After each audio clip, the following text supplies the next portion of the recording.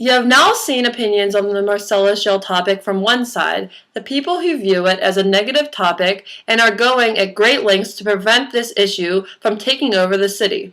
We're not here to convince you one way or another, but we do want you to see some positives that Marcellus Shale may have to offer. After many attempts to try and contact natural gas companies like Range Resources in western Pennsylvania, we failed and were unsuccessful to receive any response from them. So luckily we came across these videos.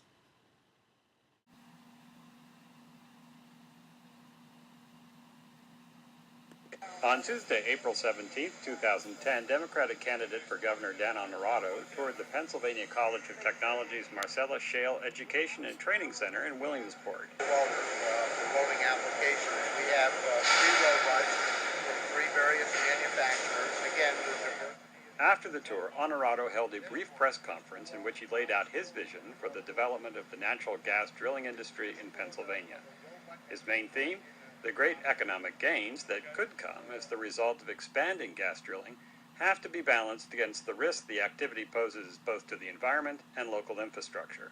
This is a living example of what exactly we need to be doing with retraining and training our men and women for jobs in Pennsylvania, and particularly the Marcellus Shale phenomenon that's taken place. And it really, as we were talking, a generational change that's taken place here, and this is going to affect the next generation for a long time.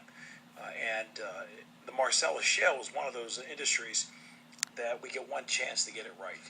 And if we get it right, it's going to be great for Pennsylvania. But we have to make sure that we plan for it, we're prepared for it, and we take advantage of it.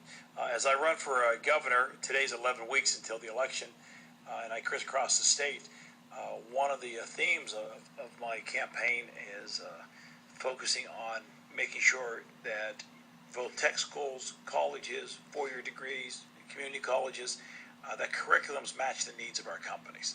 Because this race is about jobs.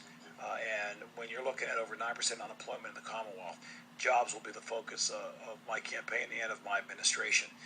And one of the things I discovered running the second largest county in Allegheny County, which we have a community colleges and both tech schools, is that when you can match the curriculums to the needs of the companies today and tomorrow, you have a much better chance of having people coming out and getting a job immediately. The Marcellus Shale provides it with a unique opportunity. If you look at all the reports coming out, and I know Penn State did a report, and you hear anywhere from 80,000 jobs on the low end to 200,000 jobs on the high end. Either way, they're both big numbers. 80,000 jobs. Let's start on the low end. 80,000 jobs would be a lot of jobs, and these are good paying jobs. And one of the things that I've talked about with Marcellus Shale, and I'd like to talk about it again today, is that what I would do with the industry as governor. I do support a reasonable severance tax for the industry, and here's exactly what I would do with the money. One, I would make sure that the Department of Environmental Protection is fully funded. It took a 28% cut in the last 2 budgets. You need a Department of Environmental Protection to make sure we're watching the water quality and making sure we're watching the environment. The severance tax can help pay for that. I would also fund an impact fund, which would be for municipalities, like where we're standing today. There's going to be a lot of wear and tear on our infrastructure from this industry, water lines, sewer lines, streets. This money will be for municipalities that deal with their infrastructure and what's happening with the Marcellus Shale industry as it moves the trucks around and moves product out of here and product in. And then thirdly, I would do a Grow and Greener 3 fund. And Governor Ridge and Governor Rendell, they both did this, and I would use the severance tax to help fund a Grow and Greener 3. And that would allow us to preserve farmland, preserve open space, and to have money to invest in old brownfield sites. But there's a fourth component of Marcellus Shale that I always talk about, and that is the 80,000 jobs plus. As governor, I'm prepared to work with the industry and to give permits for the drilling, but I want an understanding up front that the jobs that they're projecting in Pennsylvania, they're going to hire Pennsylvanians. We do not need to be bringing in people from all over the country, particularly from Oklahoma and Texas. We've got to make sure they're going to hire Pennsylvanians. And the best way to make sure they hire Pennsylvanians is if we have a steady trained workforce for that particular industry. That's what you saw here today. Right now, this facility was obviously here before Marcellus Shale, but it was in a unique position to start the training.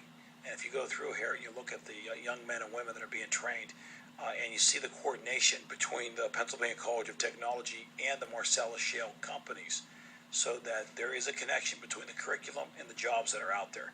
They're actually training people for the jobs that are there today, and they're talking directly with the companies on what exactly the companies need. So there's absolutely no reason why we don't capture those 80 to 200,000 jobs from this industry by putting Pennsylvanians back to work.